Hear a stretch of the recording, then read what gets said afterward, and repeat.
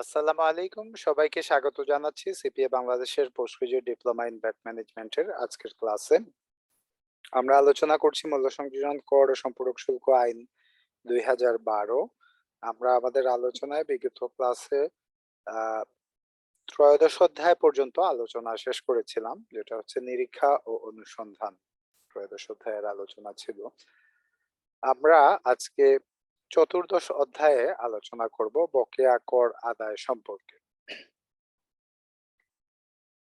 চতুর্দশ অধ্যায়ে বকেয়া কর আদায়ে আমরা যে বিষয়গুলো আছে এখানে ধারা ৯৫ থেকে শুরু করে ধারা ১০৬ পর্যন্ত আছে। আমরা ধারা ৯৫-তে যেটা বলা আছে বকেয়া কর আদায় ধারার টাইটেল এটা।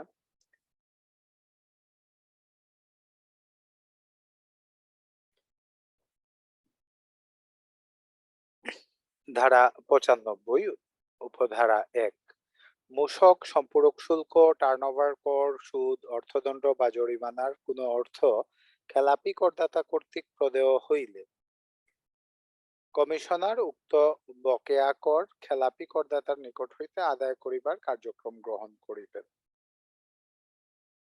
তাহলে যখন করদাতাকে খেলাপি হিসাবে ডিক্লেয়ার করা হবে, মানে কেউ খেলাপি হবেন, কারো কাছে কর পাওনা আছে এবং নির্ধারিত সময়ের মধ্যে উনি এটা পরিশোধ করেননি, ওই হিসাবে উনাকে খেলাপি হিসাবে ডিক্লেয়ার এবং ওই খেলাপি করদাতার কাছ থেকে কমিশনার ওই বকেয়া কর আদায়ের জন্য কার্যক্রম গ্রহণ করবেন।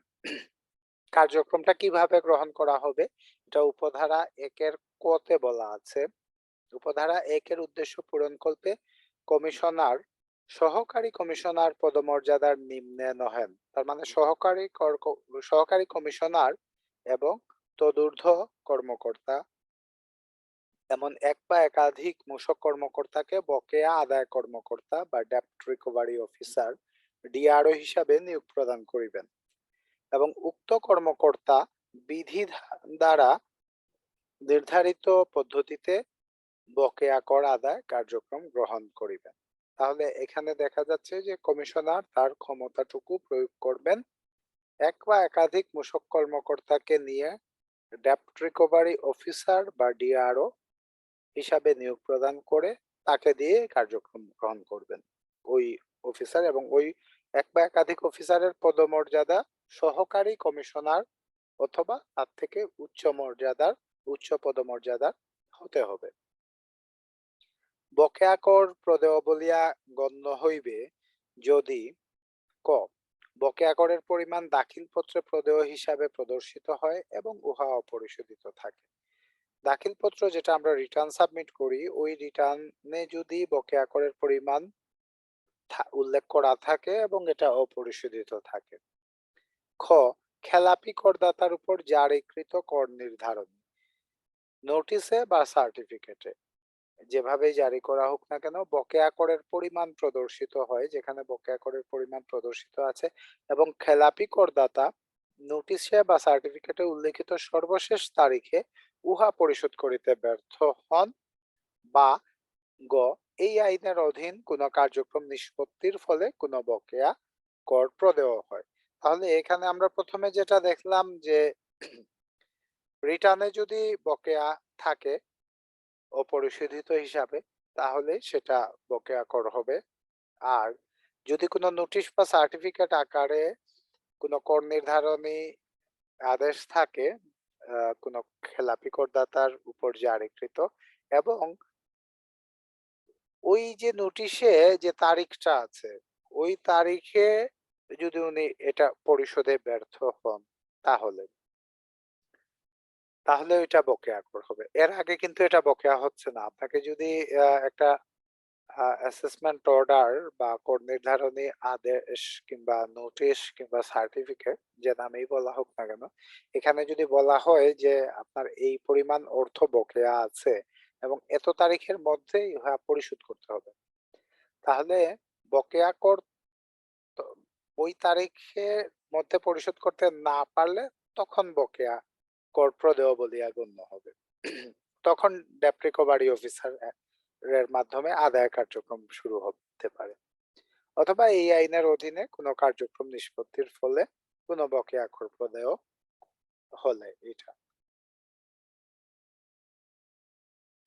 এক্ষেত্রে আমরা তাহলে বকেয়া করের বিষয়টাও ক্লিয়ার হলো।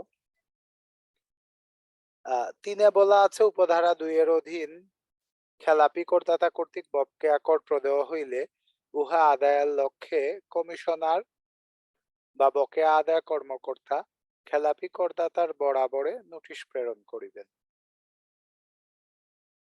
তাহলে প্রথমে নোটিশ প্রেরণ করবেন উপধারা ২ এর অধীনে যদি বকেয়া প্রদেয় হয়, মানে এই নোটিশটা কিন্তু আগের নোটিশ না, আগে একটা নোটিশ আছেই অলরেডি। ওই নোটিশে দেয়া তারিখে যদি কর প্রদান করতে ব্যর্থ হন তাহলে তখন বকেয়া আদায়ের উদ্দেশ্যে নোটিশ করা হবে।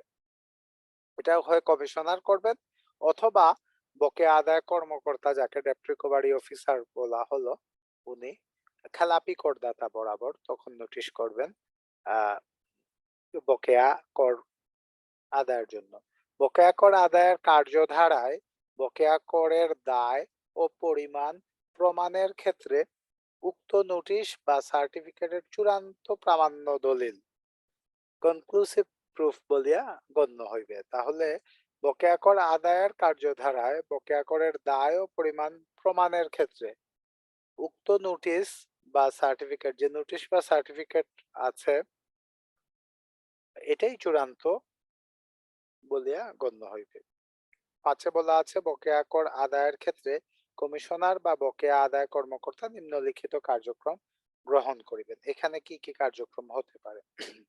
এর আগে তো দেখলাম আমরা নোটিশ করবেন, এতটুকুই। কখন নোটিশ করবেন এটাও আমরা দেখলাম। ৩টা ক্ষেত্রে করতে পারেন। একটা হচ্ছে আমরা রিটার্নে বকেয়া ছিল, আমরা জমা দিয়েছি রিটার্ন কিন্তু টাকা দেইনি, অপরিশোধিত আছে এটা। একটা হচ্ছে কোনো অ্যাসেসমেন্ট অর্ডার আছে, নোটিশ বা সার্টিফিকেট আকারে বকেয়ার পরিমাণ উল্লেখ করা আছে, একটা ডেট দেয়া আছে, আমরা ওই ডেটের মধ্যে দিতে ব্যর্থ হয়েছি। গয়ে বলা আছে এই আইনের অধীনে কোনো কার্যক্রম নিষ্পত্তির ফলে কোনো বকেয়া যদি প্রদেয় হয় তাহলে। এই ধরনের বকেয়া প্রদেয় হলে আমরা প্রথমেই যেটা দেখব সেটা হচ্ছে বকেয়ার ক্ষেত্রে ডেপ্ট রিকভারি অফিসার বা কমিশনার একটা নোটিশ দেবেন। নোটিশে যে বকেয়া করের দায় ও পরিমাণ থাকবে, এটাই প্রামাণ্য দলিল এই ক্ষেত্রে। এখন কার্যক্রম কি গ্রহণ করবে? নোটিশ দিলেই তো হলো না, এটা আদায় কিভাবে করবে? এখানে তো আদায় বলা আছে। তো ৫ এ বলা আছে এই বিষয়টা, বকেয়া কর আদায়ের ক্ষেত্রে কমিশনার বা বকেয়া আদায় কর্মকর্তা। বকেয়া আদায় কর্মকর্তাকে আমরা বলছি ডেপ্ট রিকভারি অফিসার, ডিআরও। কি কি কার্যক্রম গ্রহণ করবেন? নিম্ন বর্ণিত কার্যক্রম গ্রহণ করিবেন। এখানে একেবারে ঝ পর্যন্ত বলা আছে কি কি কার্যক্রম উনি গ্রহণ করতে পারেন। ক, খেলাপি করদাতার কোনো অর্থ কোনো আয়কর, শুল্ক, মূসক বা আবগারি কর্তৃপক্ষের নিয়ন্ত্রণাধীন থাকলে উহা হইতে নির্ধারিত পদ্ধতিতে কর কর্তন করিবেন। তাহলে কোনো টাকা যদি থেকে থাকে আহ জাতীয় রাজস্ব বোর্ডের অন্যান্য কোনো উইং এর কাছে, আয়কর, শুল্ক, মূসক, আবগারি যে কোনো জায়গায় যদি থাকে, এটা থেকে কর্তন করে ফেলা যাবে। খ, খেলাপি করদাতার অর্থ অপর কোনো ব্যক্তি বা সহযোগী বা আর্থিক প্রতিষ্ঠান বা ব্যাংকের নিকট থাকিলে উক্ত ব্যক্তি বা ব্যাংকে পরিশোধ করিবার জন্য নোটিশ প্রদান করিতে পারবেন। তাহলে ব্যাংকেও নোটিশ করতে পারবেন যে ওই ব্যাংক খেলাপি সরাসরি আহ, রাজস্ব বোর্ডকে, মূসক কর্তৃপক্ষকে ওই পরিমাণ বকেয়ার টাকা দিয়ে দেওয়ার জন্য। তাহলে ব্যাংক অ্যাকাউন্টে টাকা থাকলে এটা নিয়ে নিতে পারবে চাইলে। খেলাপি করদাতার ব্যবসা অঙ্গন হইতে কোন পণ্য বা সেবার সরবরাহ বন্ধের আদেশ প্রদান করিতে পারিবেন। তো কোন ব্যবসা বন্ধ করার অর্ডার দিতে পারবেন ওই ডেপ্ট রিকভারি অফিসার, কিংবা এটার সাপ্লাই বন্ধ করে দিতে পারেন, এটা একটা কার্যক্রম নিতে পারেন।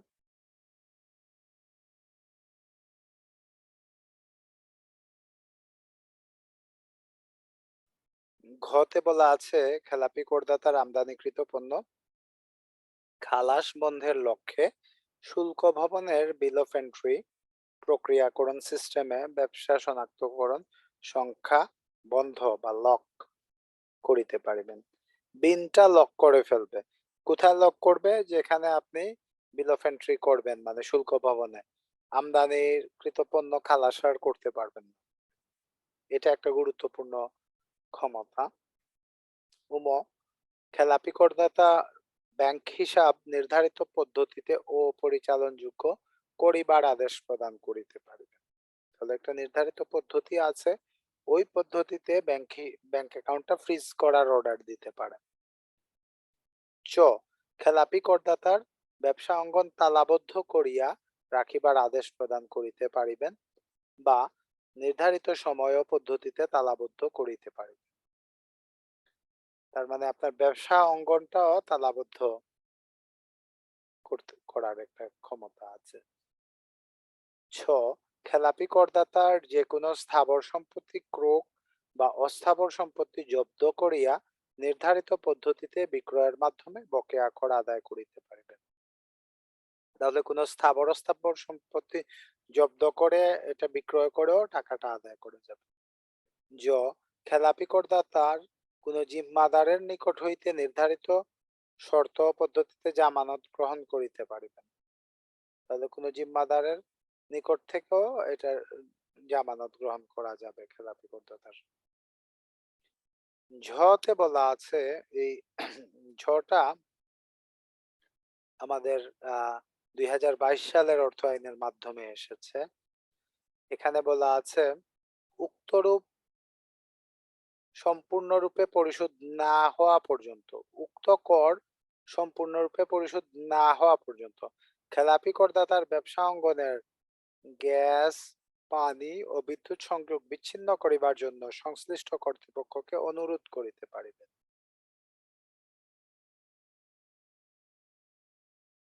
তার মানে এখানে দেখা গেল যে এখন এই ক্ষমতাটুকুও দেয়া হয়েছে ডেপ্ট রিকভারি অফিসারকে, যে গ্যাস, বিদ্যুৎ, পানি সংযোগ এগুলা বিচ্ছিন্ন করার এই ক্ষমতাটুকু দেয়া হয়েছে। ছয়ে বলা আছে কাস্টমস কমিশনার কর্তৃক বকেয়া কর আদায়ের ক্ষেত্রে আমদানি শুল্ক যে পদ্ধতিতে আদায় করা হয় সেই একই পদ্ধতিতে উক্ত বকেয়া কর আদায় করিতে হইবে। এখানে আমরা ওই আগেও দেখেছিলাম যে কাস্টমস এর ইস্যু থাকলেই, কাস্টমস কমিশনারের থাকলেই ওই কাস্টমস আইন কিংবা আহ, আহ, শুল্কর আমদানি শুল্কের যে বিধিবিধান আছে ওই নিয়মেই কালেক্ট করা হবে, এটা আলাদাভাবে বলা আছে। এই হচ্ছে বকেয়া কর আদায়ের পদ্ধতি সম্পর্কে বলা আছে। কোনো কোয়েশন আছে কিনা এখানে?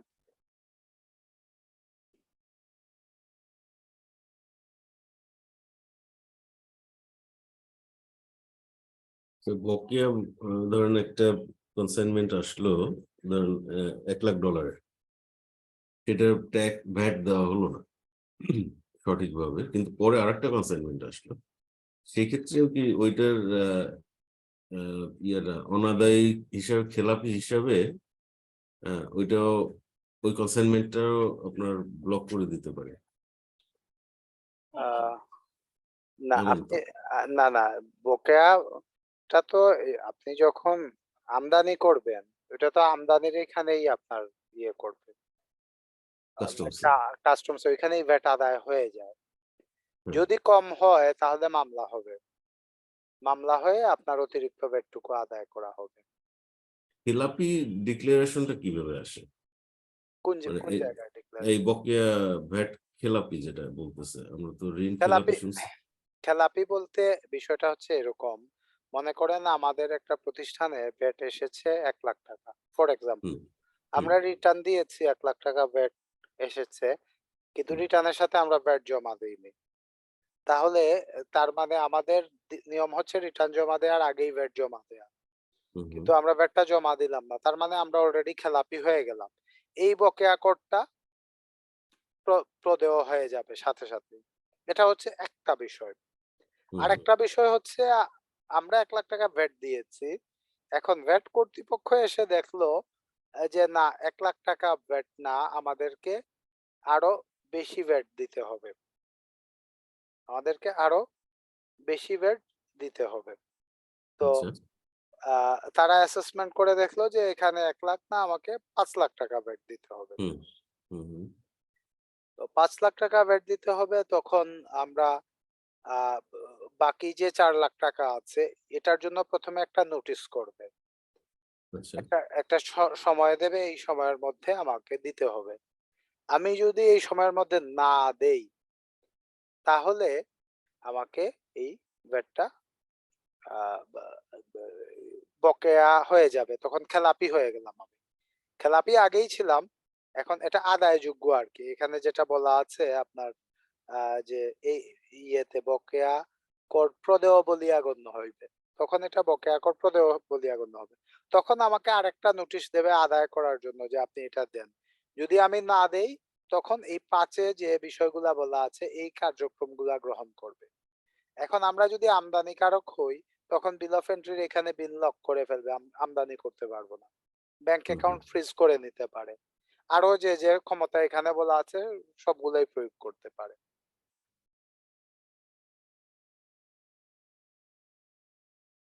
ক্লিয়ার কিনা? হুম। না সেক্ষেত্রে ওইটাই আরকি মানে খেলাপি বলা মানে ওইখানে তারা যখন অ্যাসেসমেন্টটা করছে তারপরেই খেলাপি হচ্ছে। অ্যাসেসমেন্ট অ্যাসেসমেন্ট করার পরেই খেলাপি হলেও এটা আদায়ের মানে ডেপ্ট রিকভারি অফিসার পর্যন্ত যাবে না। আপনাকে একটা সময় দেওয়া হবে। হুম, হুম, আ ওই সময়টা আপনি ওই সময়টা আপনি সুযোগ পাবেন দেয়ার জন্য। হুম। এরপরে যদি জমা না দেন আপনি, তখন অন্যান্য অ্যাকশন গুলা। হ্যাঁ, তখন অন্যান্য অ্যাকশন গুলা শুরু হবে। হুম, ঠিক আছে। এখানে আহ রিসেন্টলি একটা ইয়ে আছে আপনার। রিসেন্টলি এই ধরনের একটা নিউজ আছে। কেউ বলতে পারবেন যে বকেয়া কর আদায়ের ক্ষেত্রে ব্যাংক অ্যাকাউন্ট ইয়ে করা হয়েছিল। ব্যাংক অ্যাকাউন্ট ফ্রিজের জন্য। মিডিয়াতে খুব এসেছে এই নিউজটা। একটা রেস্টুরেন্টের। আমরা এই নিউজটা একটু দেখি। দেখলে এটা একটু ক্লিয়ার হবে। আমরা এই যে রয়েছে লিখতে ছিল। সাকিবের? হ্যাঁ, সাকিবুল হাসানের একটা প্রতিষ্ঠান। আমরা নিউজটা একটু দেখি। এখানে এই যে অবশেষে ভ্যাট জমা দিল সাকিবের মালিকানাধীন রেস্তোরাঁ। দেখা যাচ্ছে নিউজটা? দেখা যাচ্ছে। হ্যাঁ। ক্রিকেট তারকা সাকিব আল হাসানের মালিকানাধীন বন্ধ প্রতিষ্ঠান সাকিব 75 রেস্টুরেন্টের বকেয়া মূল্য সংযোজন কর বা ভ্যাট অবশেষে সরকারি কোষাগারে জমা হয়েছে। বকেয়া পরিশোধ করার জন্য তাগিদ দেওয়ার ২৭ দিন পর ৩,৯২,০০০ টাকা সুদ সহ বকেয়া ভ্যাট জমা পড়ে। এনবিআর বলেছে টাকা পেয়েছে। তো এটার জন্য দেখেন ভ্যাট ফাঁকি বা না দেওয়ার কারণে, আবার একটু লোড হচ্ছে। ভ্যাট ফাঁকি বা না দেওয়ার কারণে গত ৫ ডিসেম্বর রেস্তোরাঁর ব্যাংক অ্যাকাউন্ট ও পরিচালনযোগ্য বা ফ্রিজ করার জন্য সুপারিশ করা হয়েছিল।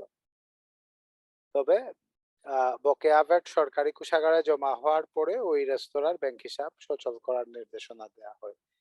তো ব্যাংক অ্যাকাউন্ট গুলাতে কিন্তু চিঠি দিয়ে এখানে ব্যাংক অ্যাকাউন্ট ফ্রিজ করার জন্য নোটিশ করা হয়েছিল। তারপরে এটা বকেয়াটা পরিশোধ করার পরে এটা ঠিক মানে ব্যাংক অ্যাকাউন্টটা ঠিক করা হয়েছে। তো এই এই বকেয়া আদায়ের এটা পাবলিক নিউজ আরকি।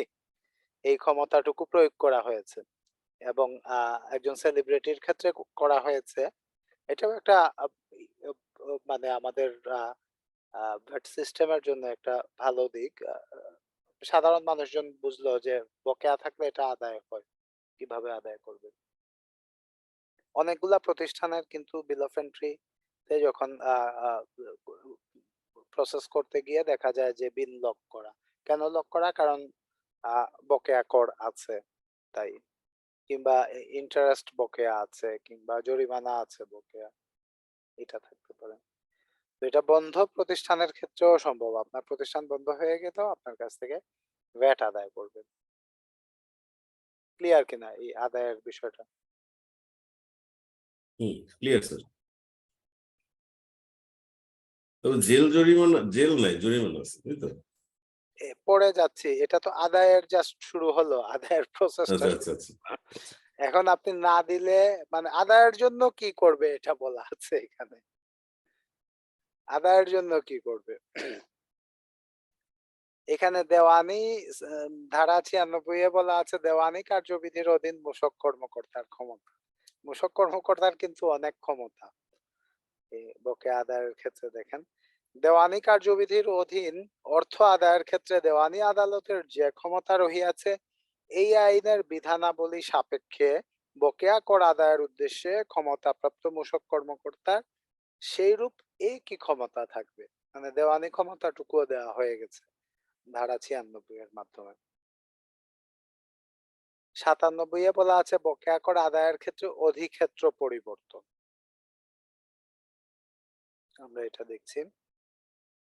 খেলাপি করদাতা যদি অন্য কোনো কমিশনারেটের অধীনে অধিক্ষেত্রাধীন এলাকায় বসবাস করেন বা তদস্থানে তাহার কোনো অর্থনৈতিক কার্যক্রম বা সম্পত্তি থাকে তাহা হইলে কমিশনার উক্ত কমিশনারকে বকেয়া কর আদায়ের জন্য অনুরোধ করিতে পারিবেন এবং উক্ত কমিশনার বকেয়া কর এমন ভাবে আদায় করিবেন যেন উহা তাহার এখতিয়ারে প্রাপ্য বকেয়া। আপনি একটা এলাকায় ব্যবসা করেছিলেন, ব্যবসা বন্ধ করে চলে এসেছেন অন্য এলাকায়, আপনার এখন এই এলাকায় কিছু নাই, কিন্তু দেখা গেল যে এই এলাকাতে আপনার বকেয়া কর আছে।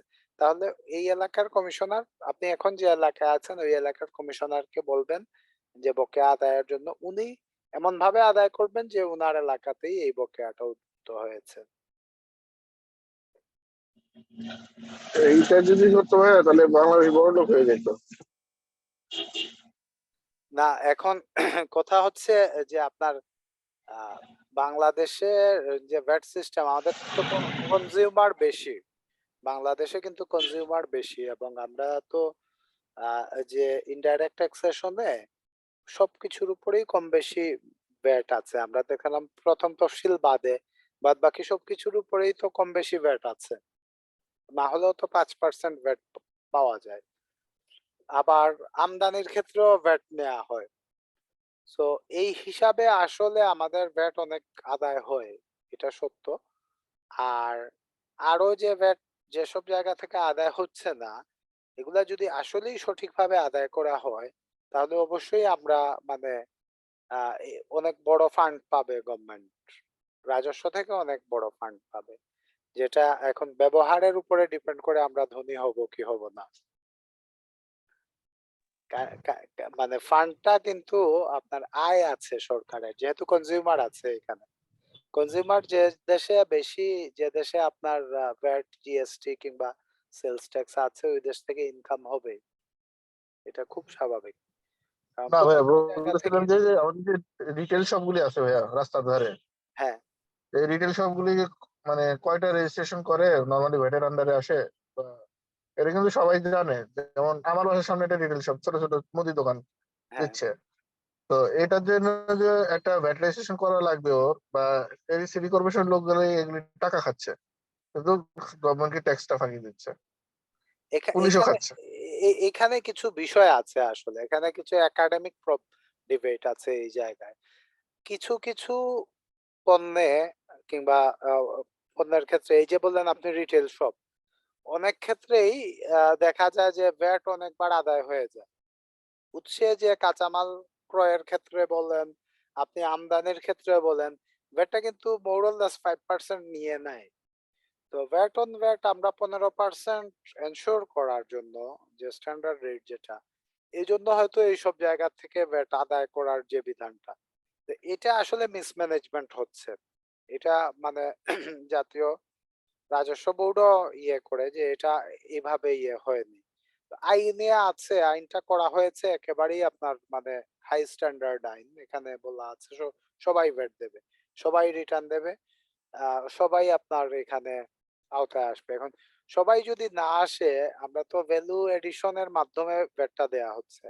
এখন যে জায়গায় আপনার ভ্যাটটা রিবেট পাচ্ছে না কেউ, শুধুই ভ্যাট দিতে হচ্ছে প্রত্যেকটা প্রোডাক্টের উপরে, এক্ষেত্রেও কিন্তু আপনার মনে করেন একটা রেস্টুরেন্ট সে ভ্যাট দিচ্ছে, কিন্তু দেখা যাচ্ছে যে কাঁচামাল কিনছে, এটার উপরে আবার যে ভ্যাট দিয়ে আসছে সেটা বাদ দিতে পারছে না, ভ্যালু এডিশনের উপরে তাকে মানে পুরো ভ্যাটটা ক্যালকুলেট করে দেয়া যাচ্ছে না।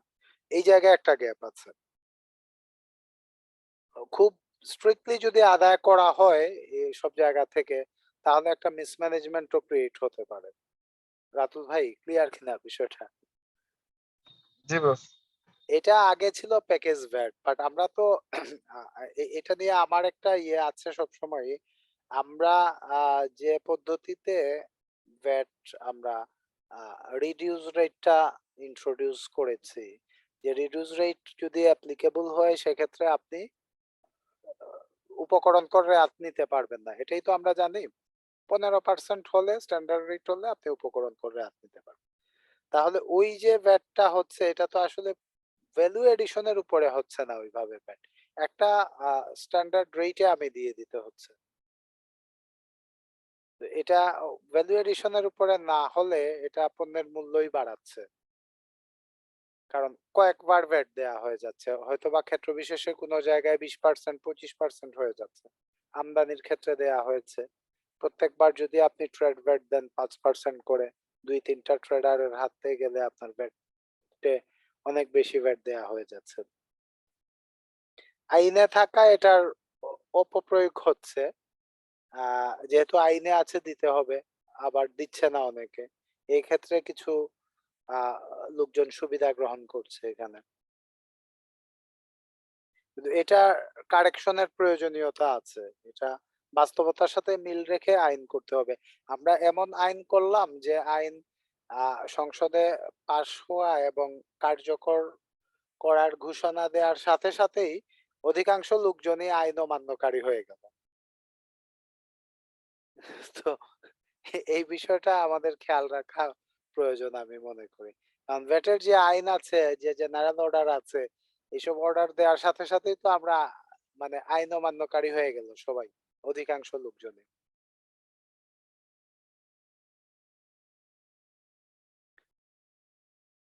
তো আহ এই হচ্ছে 97।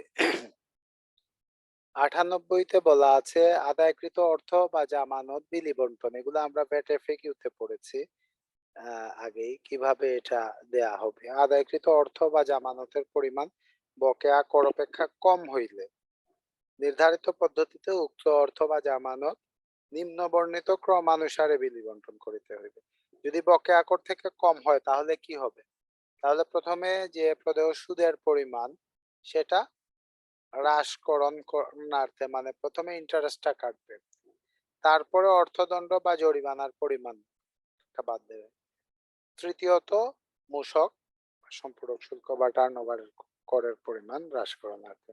আমরা ব্যাংকে যেমন দেখি লোন নিলে যখন আমরা ইনস্টলমেন্ট গুলা পে করি তখন দেখা যায় যে প্রথমে ইন্টারেস্ট গুলা নেয় বেশিরভাগ, প্রিন্সিপাল রিপেমেন্টটা কম নেয়। এইখানেও প্রথমে ইন্টারেস্ট, তারপরে দণ্ড জরিমানার পরে তারপরে মূসক সম্পূরক শুল্ক টার্নওভার কর থাকবে। এটা আদায়কৃত অর্থ বা জামানতের পরিমাণ বকেয়া কর অপেক্ষা অধিক হলে, যদি বেশি হয়, তাহলে এই উপধারা একে যেভাবে বলা আছে এইভাবে বিলি বন্টনের পরে অতিরিক্ত অর্থ করদাতা কিংবা যিনি জিম্মাদার তার নিকট ফেরত প্রদান করিতে হইবে, অতিরিক্তটা ফেরত দিয়ে দিতে হবে। 3-এ বলা আছে উপধারা 1 ও 2 অনুসারে কোনো অর্থ বা জামানত বিলি বন্টন করা হইলে কমিশনার নির্ধারিত সময় ও পদ্ধতিতে উক্ত বিষয়ে বকেয়া করদাতা বা জিম্মাদারকে অবহিত করবেন, জানাবেন উনি একটা নির্ধারিত সময়ে যে এইভাবে উনার বকেয়া করটা আদায় করে সমন্বয় করা হয়েছে।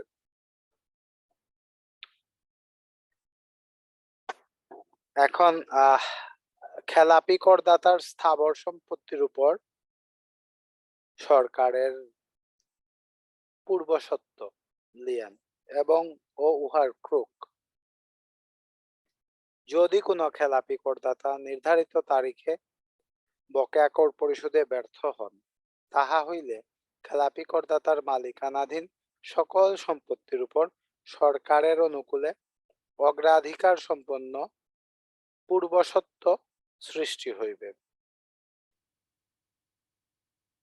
এবং সম্পূর্ণ বকেয়া কর পরিশোধ না হওয়া পর্যন্ত উক্ত পূর্বসত্ত্ব বলবৎ থাকিবে। মানে খেলাপি করদাতার কিন্তু সকল সম্পত্তির উপরে সরকারের একটা পূর্বসত্ত্ব থাকবে। কমিশনার নোটিশের মাধ্যমে পূর্বসত্ত্ব সৃষ্টির বিষয়টি খেলাপি করদাতাকে অবহিত করবেন এবং নোটিশ জারির 1 মাসের মধ্যে খেলাপি করদাতা বকেয়া কর পরিশোধ না করিলে খেলাপি করদাতার উক্ত সম্পত্তি কমিশনার নির্ধারিত পদ্ধতিতে ক্রয় ও বিক্রয় করিয়া বকেয়া কর আদায় করিতে পারিবেন। তো এটা একটা গুরুত্বপূর্ণ বিষয়। খেলাপি করদাতার সম্পত্তিতে সরকারের পূর্বসত্ত্ব। কোন সম্পদ কিনতে হলে খেয়াল রাখতে হবে উনি খেলাপি করদাতা কিনা, ওনার নামে কোনো নোটিশ আছে কিনা। কারণ যদি এই সম্পদে সরকারের কোনো পূর্বসত্ত্ব থেকে থাকে, সেক্ষেত্রে এটা ক্রয় করলেও সরকার এটা প্রাপ্য হয়ে যাবে যদি কোনো নোটিশ ওনাকে দেয়া হয়ে থাকে আগে। তাহলে আমরা এখন আস্তে আস্তে দেখছি যে কিভাবে আদায় করা হচ্ছে এই পদ্ধতিগুলো। পণ্যের জব্দকরণ, উহার বিক্রয় ও বিক্রয়লব্ধ অর্থের বিলি বন্টন। এই বিষয়টাও আমরা আগে আলাপ করেছি ভ্যাট-এফিকিউতে, যে বকেয়া কর আদায়ের উদ্দেশ্যে যদি কোনো পণ্য তাৎক্ষণিকভাবে ও বিনা নোটিশে জব্দ করা হইয়া থাকে, তবে কমিশনার যথাশীঘ্র সম্ভব নিম্নবর্ণিত ব্যক্তির উপর জব্দের নোটিশ জারি করবেন। যথা: জব্দকৃত পণ্যের মালিক, জব্দ করিবার অব্যাহতির পূর্বে পণ্য হেফাজতকারী বা নিয়ন্ত্রণকারী ব্যক্তি, এর আগে কে ছিল নিয়ন্ত্রণকারী ব্যক্তি, বা জব্দকৃত পণ্যের দাবি করেন এমন কোন ব্যক্তি। তবে শর্ত থাকে যে যদি কোনো ব্যক্তি পণ্য দাবি না করেন, তাহা হইলে কোনো নোটিশ জারির প্রয়োজন হইবে না। মাঝে মধ্যে দেখা যায় কিছু পণ্য জব্দ হয়, কেউ দাবি করেন না, আর তখন আর নোটিশের প্রয়োজন হবে না। তবে কেউ যদি দাবি করেন তাহলে মালিক কিংবা এর আগে যার হেফাজতে ছিল তাকে নোটিশ করা হবে। 2. উপধারা 1 এর অধীন কোন পণ্য জব্দ করা হইলে নিম্নবর্ণিত শর্তে কমিশনার উক্ত পণ্য উক্ত ব্যক্তির নিকট ফেরত প্রদান করিতে পারবেন। যথা: ক. যে পরিমাণ বকেয়া কর আদায়ের নিমিত্ত জব্দ করা হইয়াছে, সেই পরিমাণ অর্থ পরিশোধের জামানত প্রদান করা হইলে, ওই পরিমাণ অর্থ পরিশোধের জন্য একটা জামানত যদি দেয়া হয়, সেটা তখন আপনাকে এটা ফেরত প্রদান করতে পারে। এটা হচ্ছে একটা বিষয়।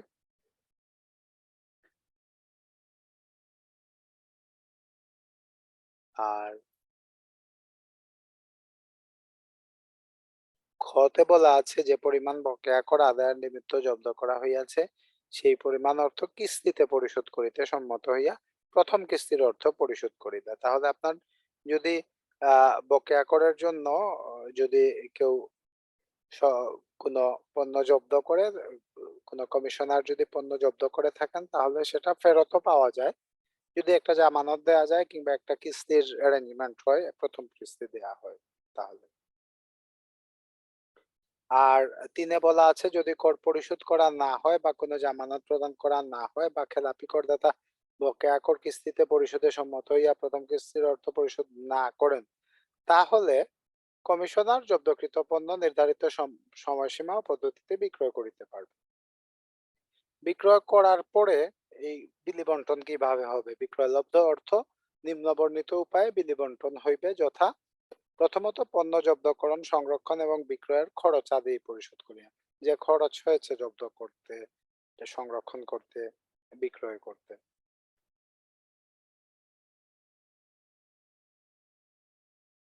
দ্বিতীয়ত যে পরিমাণ বকেয়া কর আদায়ের নিমিত্ত পণ্য জব্দ করা হইয়াছিল সেই পরিমাণ অর্থ পরিশোধ করিয়া। গ তৃতীয়ত এই আইন দ্বারা রহিত আইনের অধীন প্রাপ্য কোনো কর পরিশোধ করিয়া। যদি আগের আইনে যে আইনগুলো এই আইন দ্বারা রহিত হয়েছে কোনো অর্থ বকেয়া থেকে থাকে কিংবা প্রাপ্য থেকে থাকে সেটা পরিশোধ করিয়া। এবং চতুর্থত অবশিষ্ট অর্থ যদি থাকে তাহলে এটা মালিককে ফেরত প্রদান করিতে হইবে। 5 যে কর নির্ধারণের ভিত্তিতে বকেয়া কর আদায়ের জন্য পণ্য জব্দ করা হইয়াছে সেই কর নির্ধারণের বিরুদ্ধে কমিশনার আপিল বা আপিলেট ট্রাইব্যুনাল বা সুপ্রিম কোর্টের কার্যধারায় চলমান নিম্নবর্ণিত ক্ষেত্রে ব্যতীত খেলাপি করদাতার সম্পত্তি বিক্রয় স্থগিত থাকিবে। যদি আপিল থাকে তাহলে এটা স্থগিত থাকবে, তবে নিম্নবর্ণিত ক্ষেত্র ব্যতীত। কি কি ক্ষেত্র?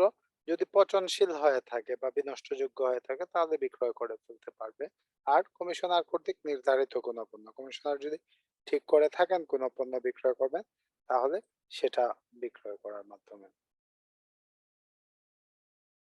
এই হচ্ছে ধারা 100 পণ্য জব্দকরণ উহার বিক্রয়, বিক্রয়লব্ধ অর্থের বিধি বন্টন। কোনো কোয়েশন আছে কিনা এই জায়গায়?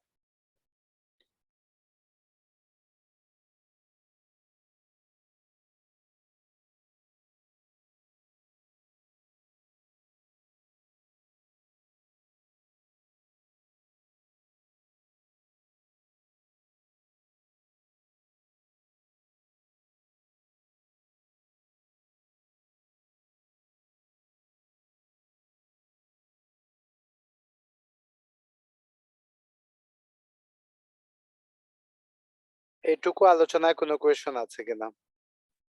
স্যার একটা জিনিস উপরে প্রথমে যেটা 100 ইয়েতে আছে, বকেয়া কর আদায়ের উদ্দেশ্যে যদি কোনো ব্যক্তি যদি কোনো পণ্য তাৎক্ষণিকভাবে বা বিনা নোটিশে জব্দ করা হইয়া থাকে, এরকম কি সম্ভাবনা আসলে থাকে কিনা? হ্যাঁ, হঠাৎ করে জব্দ করলেন আপনি, বিনা নোটিশেই তো জব্দ হলো। কমিশনার হঠাৎ পেয়েছেন, জব্দ করে ফেললেন, আপনার কাছে টাকা পাওনা আছে, হঠাৎ পণ্য পেলেন জব্দ করলেন। তো হঠাৎ পণ্য করে জব্দ করলে একটা হচ্ছে নোটিশ দিয়ে জব্দ করা, একটা হচ্ছে হঠাৎ জব্দ করা। যদি বিনা নোটিশে জব্দ করা হয় তাহলে তো এটা তখন আপনাকে জানাতে হবে, এটা জানানো হলো। এই পদ্ধতিতে জানাবেন, কাকে কাকে জানাবেন এটা ইয়ে আছে। মানে বোথ সাইডই তারা করতে পারে, নোটিশ দিয়েও করতে পারে, না দিয়েও করতে পারে। হ্যাঁ, সাধারণত জব্দ নোটিশ ছাড়াই হয়। আচ্ছা, নোটিশ দিলে তো আর পণ্য থাকবে না, চলে যায়। আচ্ছা, তো সেক্ষেত্রে নোটিশ ছাড়াই জব্দ হয়। ক্লিয়ার কিনা এটা এটা? হলো সাডেন ভিজিট, তাই তো ভাইয়া? হ্যাঁ, সাডেন ভিজিট, হঠাৎ করে এসে জব্দ করে ফেলবে, ব্যাংক অ্যাকাউন্ট আপনার ইয়ে করে ফেলবে। আইনের ক্ষমতা কিন্তু মানে আইন অনুযায়ী এখানে কমিশনারকে অনেক ক্ষমতা দেয়া হয়েছে। দেখলেন না যে সাকিবুল হাসানের রেস্টুরেন্টের ভ্যাট আদায় করে ফেলেছে, চিঠি দিয়েছে সবগুলা ব্যাংকে, মনে হয় ৭৬টা ব্যাংকে চিঠি দিয়েছে অ্যাকাউন্ট ফ্রিজ করে দেবে। এটা এমন না যে আপনার এই যে আমরা যে মানে কোম্পানিকে বলি লিমিটেড লাইবিলিটি কোম্পানি, এমন না, দায় কিন্তু ওনারের উপরে আসবে, স্টেপ বাই স্টেপ আসবে। যদি আপনার এই ব্যবসা প্রতিষ্ঠানে না পায় কিছু তাহলে আপনার স্থাবর অস্থাবর সম্পত্তি ধরে টান দেবে। এই হচ্ছে ধারা 100। এইটুকু আলোচনা, আর কোনো কোয়েশন আছে কিনা দেখেন। আমরা 100 পর্যন্ত ইয়ে করলাম, 95 থেকে।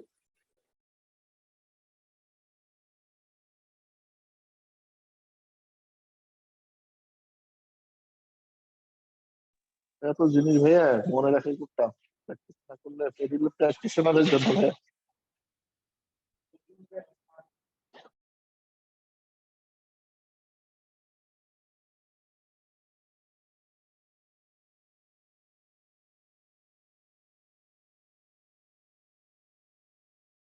স্যার ব্যবসায়ীদের কি ওরিয়েন্টেশন দেওয়া হয় ভ্যাট ট্যাক্স সম্পর্কে? ব্যবসায়ীদের এখন যে আইন আমি আমি একবার ওই সিলেটে মেট্রোপলিটন চেম্বার অফ কমার্স একটা দিয়েছিলাম 3-4 বছর আগে, নতুন আইন আসার কিছুদিন পরে ডে লং একটা প্রোগ্রাম করেছিলাম। বাট এখন যে মানে এই যে বিষয়গুলো আছে, আমরা যে বিষয়গুলো আলোচনা করছি, এটা যারা প্রয়োগ করবে তারাও এখনো মানে এই বিষয়ে এতটুকু ট্রেন্ড হয়নি, কারণ আইন এসেছে, এটা তো পর্যাপ্ত ট্রেনিং এর বিষয় আছে।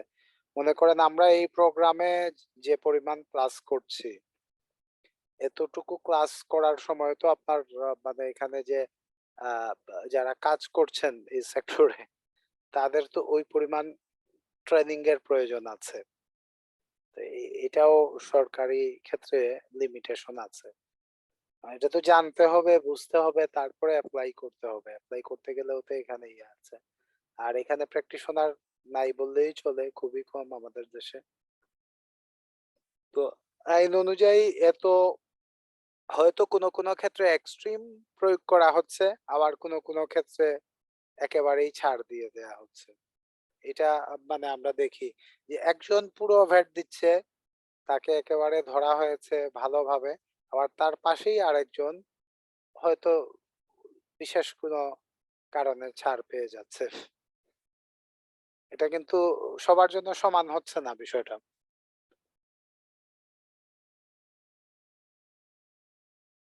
আর ব্যবসায়ীদের জানতে হবে এই বিষয়গুলা। আপনি যেটা বললেন ব্যবসায়ীদের জানতে হবে। না হলে ব্যবসা শেষ হবে ঠিকই, ব্যবসা করবেন, সবই হবে, কিন্তু একটা পর্যায়ে এসে বড় একটা ভ্যাট লায়াবিলিটি থাকবে। এটা আমি অনেকগুলা কেস পেয়েছি। মানে ব্যবসা করে যাচ্ছেন হঠাৎ একটা বিশাল বড় ডিমান্ড চলে এসেছে ভ্যাটের আগের ইয়েগুলার। এটা খুবই মানে এবং এই বিষয়টা আপনার এই বিষয়ে সচেতনতা নাই যে না আমার এখানে ক্লিয়ার থাকতে হবে। ভ্যাটের ক্ষেত্রে আমার একটা ডকুমেন্টেশন থাকতে হবে, না হলে যে এখন হয়তো ছাড় পেয়ে যাচ্ছেন মানে কোনো কারণে কোনো সুযোগে, কিন্তু পরে ঠিকই আপনার এটা দিতে হচ্ছে। এবার তো দিতে হবে, ভ্যাট এবং ট্যাক্স যাই বলেন না কেন, যে কোনো সময় আপনার কাছ থেকে নিয়ে নিতে পারে চাইলে।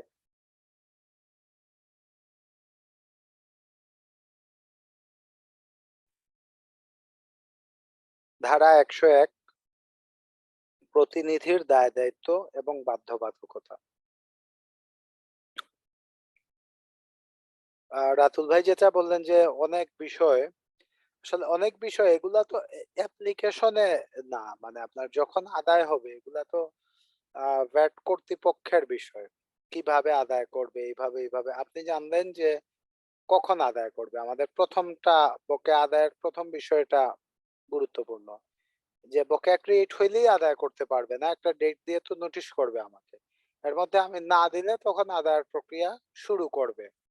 তখন আবার মালামাল জব্দ করলে আমরা যদি বলি যে ইনস্টলমেন্টে দেব এবং কমিশনার যদি এগ্রি হন, একটা ইনস্টলমেন্ট দিয়ে দিলে মালামাল ছেড়ে দিচ্ছেন। তো সুযোগ আছে এখানে, এই জিনিসগুলা জানা আর কি। এই কাজগুলা তো আসলে কোনো প্র্যাকটিশনার করবেন না। প্র্যাকটিশনার যেটা করবেন, রেকর্ড মেনটেন করবেন, আইন অনুযায়ী ভ্যাট রেজিস্ট্রেশনের পদ্ধতি জানবেন এবং ভ্যাটের রেট কি কি আছে এটা জানবেন, রিটার্ন সাবমিট করবেন প্রপারলি এবং খাতাপত্র মেনটেন করবেন।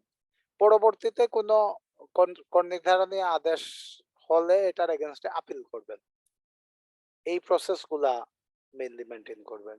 আর ভ্যাট কর্তৃপক্ষ কি করতে পারে আদায়ের জন্য এটা জেনে রাখবেন, কারণ এখানে না জানা থাকলে এটা কাউন্টার করা যাবে না, প্র্যাকটিশনার কাউন্টার করতে পারবেন না। ক্লিয়ার কিনা রাতুল ভাই? জি বস। মানে এত কিছু তো আপনার মুখস্থ রাখতে হচ্ছে না কিংবা মনে রাখতে হচ্ছে না, আপনার জানা থাকা দরকার বকেয়া আদায় কিভাবে করতে পারে। এই জায়গায় ডিটেল বলা আছে, একবার পড়ে নিলে কিন্তু এই বিষয়টা ক্লিয়ার হয়ে যায় কি জি কিভাবে বস। আদায় হয়। মূল বিষয়টা হচ্ছে এটা, যে আমাদের মূলত ভ্যাটের যে প্রসেসটা জানতে হবে, রেজিস্ট্রেশন কারা করবে, কিভাবে করবে, রিটার্ন সাবমিট করতে হয়, যে বইগুলা মেনটেন করতে হয়, কিভাবে ক্যালকুলেশনটা আমরা করব, এই জিনিসগুলা কে রেয়াত নিতে পারবে, কে নিতে পারবে না, এই বিষয়গুলা স্ট্রাকচারড ওয়েতে মেনটেন করা। আরেকটা বিষয় মনে রাখতে হবে, যেটা আমাদের প্র্যাকটিশনাররা অ্যাজ এ হোল অনেকে আহ, ইয়ে করেন, এখানে আসলে ভ্যাট কনসালটেন্ট হিসাবে যারা কাজ করেন কিংবা ভ্যাট অ্যাডভাইজার হিসাবে যারা কাজ করেন, তাদের দায়িত্ব ব্যবসায়ীদের বুঝানো, এটাও ঠিক একদিক দিয়ে।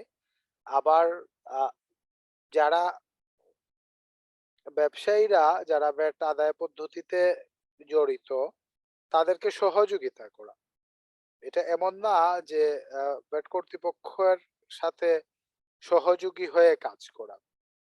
এই বিষয়টা আমি অনেক জায়গাতেই দেখেছি যে ভ্যাট কনসালটেন্টরা বলছেন যে ভ্যাট কর্তৃপক্ষের সাথে মিলে কাজ করা, ভ্যাট আদায়ে একসাথে কাজ করা, এটা কিন্তু আসলে মানে প্র্যাকটিশনারের জন্য বর্তায় না। একজন প্র্যাকটিশনার অবশ্যই তার যে যার প্রতিনিধিত্ব করছেন তার সর্বোচ্চ স্বার্থ রক্ষা করাই হচ্ছে তার দায়িত্ব।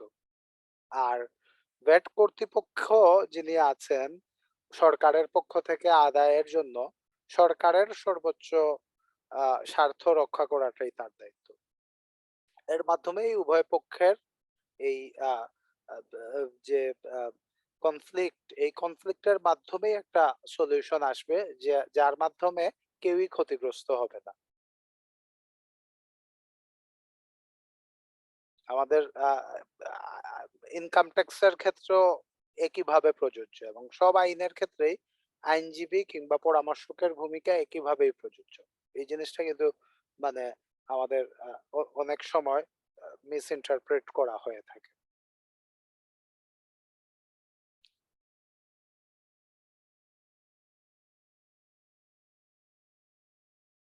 এখানে প্রতিনিধির দায় দায়িত্ব এবং বাধ্যবাধকতা।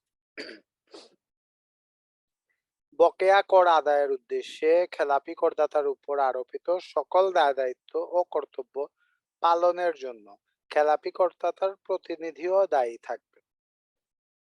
খেলাপি করদাতা যে পরিমাণ সম্পত্তি বা অর্থ প্রতিনিধির দখল বা নিয়ন্ত্রণাধীন রয়েছে, উহা বকেয়া কর আদায়ের উদ্দেশ্যে প্রতিনিধির নিকট হইতে আদায়যোগ্য হবে। আদায়যোগ্য হবে ওই পরিমাণ, যে পরিমাণ সম্পদ খেলাপি করদাতার, যে পরিমাণ সম্পদ প্রতিনিধির নিয়ন্ত্রণে আছে তা। স্যার প্রতিনিধির ইয়েটা কি, মানে সংজ্ঞাটা কি আসলে? প্রতিনিধি এখানে আমরা এজেন্ট, যেটা আমরা ভ্যাট এজেন্ট বলি, ভ্যাট এজেন্টও হবেন এখানে প্রতিনিধি। আবার অন্য যে কোনো প্রতিনিধি হতে পারেন যার নিয়ন্ত্রণে ভ্যাট মানে যার নিয়ন্ত্রণে খেলাপি করদাতার সম্পদ থাকবে, এটা তার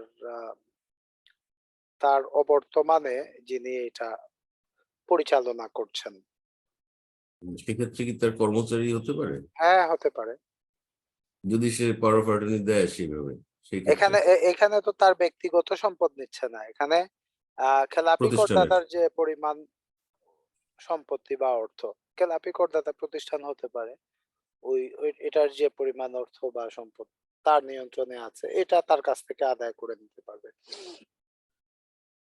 বকেয়া করের জন্য প্রতিনিধিও ব্যক্তিগতভাবে দায়ী থাকিবেন যদি তিনি বকেয়া কর ও পরিশোধ থাকাকালে, এই দুইটা বিষয় বলা আছে, ক প্রদেয় অর্থ পরিশোধের নিমিত্ত প্রাপ্ত বা উদ্ভূত অর্থ উত্তোলন করেন, উহাতে দায় সৃষ্টি করেন বা হস্তান্তর করেন, বা তাহার দখলে থাকা উক্ত ব্যক্তির কোনো অর্থ বা তহবিল উত্তোলন করেন বা অন্য কোনো ব্যক্তিকে প্রদান করেন। এখন বকেয়া হয়ে গেছে, এর মাঝে আপনি ওইটা উঠায় ফেললেন, ওটা অন্য কাউকে দিয়ে দিলেন, তাহলে আপনি ব্যক্তিগতভাবে দায়ী থাকবেন যদি না পাওয়া যায় অন্য কোনো সোর্স থেকে এই অর্থ। এখানে প্রতিনিধি এখানে দায়ী থাকবে। প্রতিনিধি হিসাবে দায়িত্ব পালনে ব্যর্থ হইলে এই আইন বা তদোধীন প্রণীত বিধিমালার অধীন খেলাপি করদাতার উপর আরোপিত দায়িত্ব এবং কর্তব্য পালন করা হইতে এই ধারার কোনো কিছুই খেলাপি করদাতাকে অব্যাহতি প্রদান করিবে না। প্রতিনিধি যদি কোনো কিছুতে ব্যর্থ হন তাহলে খেলাপি করদাতা ছাড় পাবেন না। আপনি বলতে পারবেন না যে আমার প্রতিনিধি এটা করেনি কিন্তু এই যে খেলাপি করদাতার উপরে এটা বর্তাবে এসে। ৫ যদি কোনো খেলাপি করদাতার ২ বা ততোধিক প্রতিনিধি থাকে তাহা হইলে এই ধারায় উল্লিখিত দায়িত্ব ও কর্তব্যসমূহ উক্ত প্রতিনিধি বর্গের ক্ষেত্রে যৌথভাবে এবং পৃথকভাবে প্রযোজ্য হবে। তাহলে ২ বা ততোধিক থাকলে যৌথভাবে এবং পৃথকভাবে প্রযোজ্য হবে। এই হচ্ছে প্রতিনিধির দায়-দায়িত্ব এবং বাধ্যবাধকতা। রিসিভারের দায়িত্ব।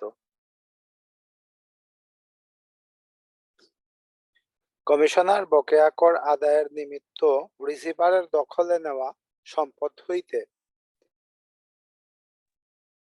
খেলাপি করদাতার বকেয়া কর পরিশোধ করিবার জন্য রিসিভারকে অনুরোধ করিতে পারে। কমিশনার কর্তৃক উপধারা ১ এর অধীন অনুরুদ্ধ হইলে রিসিভার উক্ত সম্পদ বিক্রয়লব্ধ অর্থ হইতে বকেয়া কর নির্ধারিত পদ্ধতিতে পরিশোধ করিয়া প্রমাণাদি দাখিল সহ কমিশনারকে অবহিত করবেন। ব্যাখ্যা: এই ধারায় রিসিভার অর্থ কোনো আইন বা আদালত কর্তৃক নিয়োজিত বা ক্ষমতাপ্রাপ্ত কোনো ব্যক্তি। কোনো সম্পদ যদি কোনো রিসিভারের হাতে থাকে কোর্টের অর্ডারে কিংবা কোনো কারণে, তাহলে রিসিভারের কাছ থেকে বকেয়াটা আদায় করে নিতে পারবে কমিশনার চাইলে।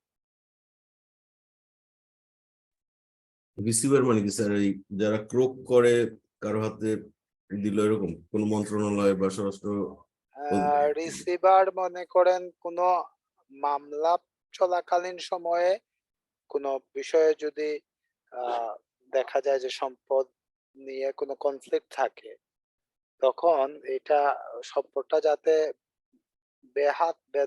বেদখল না হয়, তখন থার্ড একজনের কর্তৃত্বাধীন দিয়ে দেয় যে অমুক এটা রিসিভার থাকবেন। মনে করেন একটা বড় জায়গা, এটা রিসিভার নিয়োগ করা হলো ঢাকা মেট্রোপলিটন পুলিশকে, তারা এটা রিসিভার হিসেবে থাকবেন। এখন দেখা গেল যে ওই জায়গাতে একটু ভ্যাট বকেয়া আছে, আদায় করতে হবে, যে কোম্পানির এটা মূল মালিক যারা তাদের ইয়েতে, তো তখন রিসিভারের কাছ থেকে এটা রিসিভার যে সম্পদ দখলে নিয়েছেন এটা হতে রিসিভারকে অনুরোধ করলে রিসিভার এটা বিক্রি করে টাকা দিতে পারবেন। ক্লিয়ার কিনা ঢালি ভাই? সেক্ষেত্রে কোর্টের একটা ইয়ে লাগবে আর কি, হ্যাঁ, মানে রিসিভার হবে। রিসিভার যদি হুম। থাকেন আর কি, আপনার ওই সম্পদে আচ্ছা। রিসিভার হুম। থাকেন তাহলে উনিও দায়ী থাকবেন এটা। তাহলে রিসিভার আর প্রতিনিধি এক না, প্রতিনিধি আলাদাই সম্পূর্ণ। প্রতিনিধির তো আলাদা, প্রতিনিধি হুম। তো হাতে থাকলে সম্পদটা যিনি মূল মালিক উনার কর্তৃত্বে থাকছে, একজন প্রতিনিধিত্ব করছে না। রিসিভারের অধীনে থাকলে তো আর মূল মালিকের কর্তৃত্বেই থাকছে না, রিসিভারের কন্ট্রোলে থাকছে। ক্লিয়ার। ১০৩ বলা আছে কোম্পানি বা ব্যক্তি সংঘ বা সম্পত্তি উন্নয়নে যৌথ উদ্যোগের পরিচালক বা উদ্যোক্তার দায়।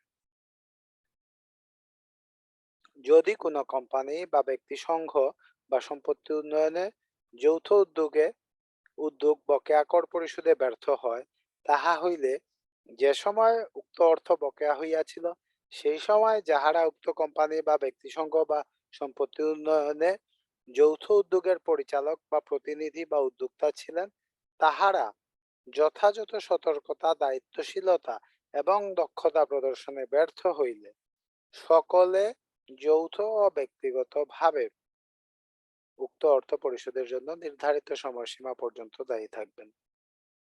তাহলে যারা ছিলেন দায়িত্বে তাদের পিরিয়ডে যদি হয় ওনারা দায়ী থাকবেন।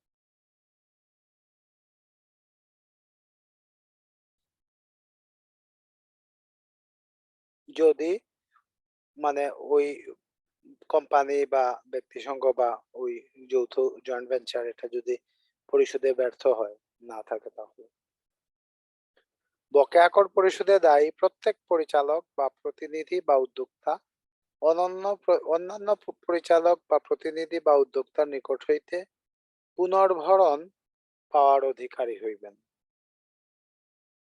মানে রিইম্বার্সমেন্ট পাবেন, ওই যে দিতে হইলে আরেকজনের কাছ থেকে রিইম্বার্সমেন্ট পাওয়ার অধিকারী হবেন।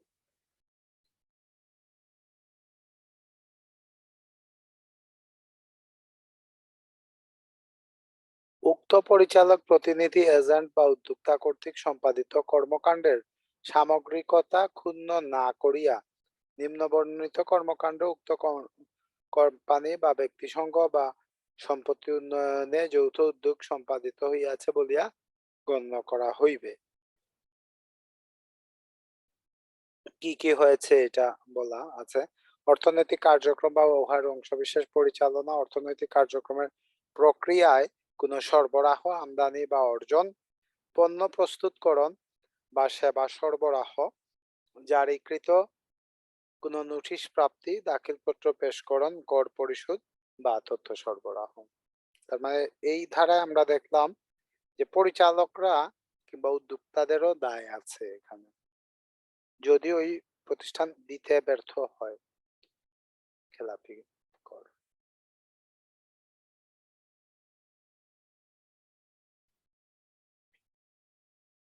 একশো চারে বলা আছে অংশীদারি কারবার বা অনিগমিত সংঘের ধারাবাহিকতা।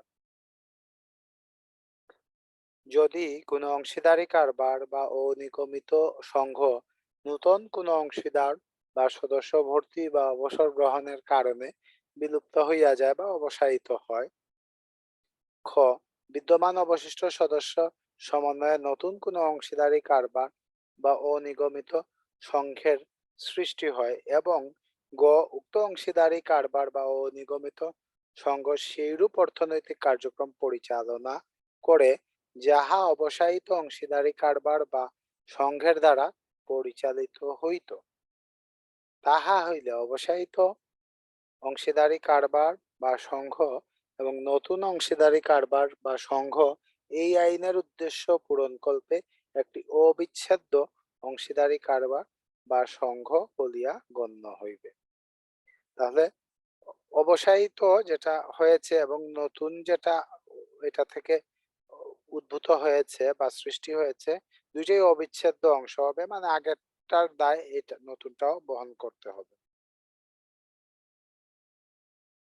ধারাবাহিকতা মেনটেন করবে এখানে। এরপরে 105-এ আছে করদাতার মৃত্যু বা দেউলিয়াত্ব ঘোষণা। কোন করদাতার মৃত্যুর পর তাহার দেউলিয়াত্ব ঘোষণার পর যদি তৎকর্তৃক পরিচালিত অর্থনৈতিক কার্যক্রম তাহার সম্পত্তির ট্রাস্টি বা নির্বাহক দ্বারা পরিচালিত হয়, তাহা হইলে উক্ত নির্বাহক বা ট্রাস্টি এ অধ্যায়ের উদ্দেশ্য পূরণকল্পে করদাতা বলিয়া গণ্য হইবেন।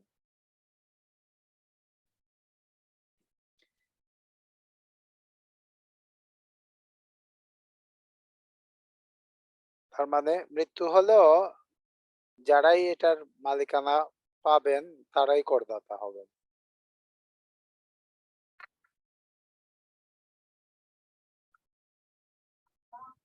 এখানে দেউলিয়া হলেও একই বিষয় প্রযোজ্য। এটাই মানে ধারাবাহিকতায় এটাও একটা বিষয়। দেউলিয়া হইলেও ক্ষমা মাফ নাই। না, দেউলিয়া হলে ওই যে যেটুকু আছে ওইটুকু থেকে দিতে হবে।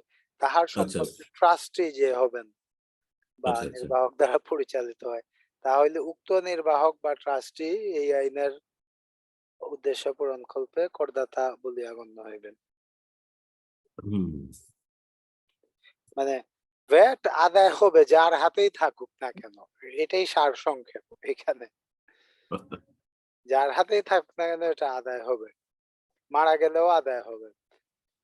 বকেয়া কিস্তি পরিশোধ 106 উপধারা 1, বকেয়া কর কিস্তিতে পরিশোধ করিবার নিমিত্তে কমিশনার একজন খেলাপি করদাতাকে নির্ধারিত সময়সীমা, শর্ত ও পদ্ধতিতে অনুমতি প্রদান করিতে পারিবেন এবং কোন কিস্তি পরিশোধে ব্যর্থতার কারণে উক্তরূপ অনুমতি বাতিল করিতে পারবেন। আগে আমরা যেটা দেখেছিলাম, পণ্য জব্দ করলে কিস্তিতে একটা কিস্তি পরিশোধ করে বাকিটুকু ফেরত পাওয়া, এই কিস্তি এই ধারার অধীন প্রদেয় কিস্তি বকেয়া কর পরিশোধের সময়সীমার 12 মাসের অতিরিক্ত হইবে না।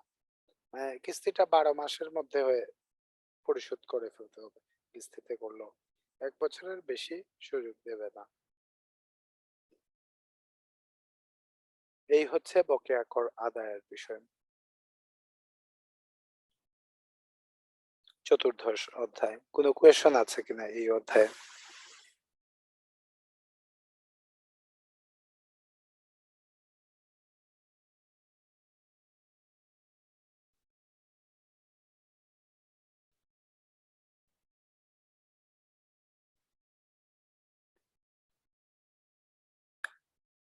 দেখেন কোনো কোয়েশ্চন আছে কিনা এখানে। সামারি হচ্ছে বকেয়া কর ডেপ্ট রিকভারি অফিসার মাধ্যমে এভাবে আদায় করার অনেকগুলা ক্ষমতা দেয়া আছে, এখানে আমরা দেখলাম আদায় হবে। এবং এখানে এই বিষয়টা খেয়াল রাখতে হবে ইনকাম ট্যাক্স এবং ভ্যাট এর ক্ষেত্রে অনেকে অ্যাভয়েড করে যান অনেক কিছু, হয়তোবা কোনো সুযোগ সুবিধা প্রদানের মাধ্যমে, কাউকে ম্যানেজ করার মাধ্যমে, যেটা হয় আমাদের দেশে যেসব বিষয় কিছুটা প্রচলিত। তো এই যে সুযোগটা নেন অনেকে, দেখা যায় যে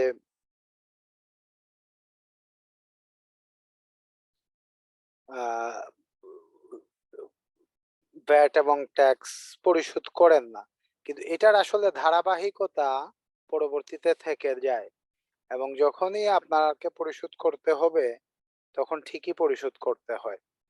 সো আলটিমেটলি আমরা আইন অনুযায়ী অ্যাসেসমেন্ট প্রক্রিয়া থাকাটাই হচ্ছে বুদ্ধিমানের কাজ।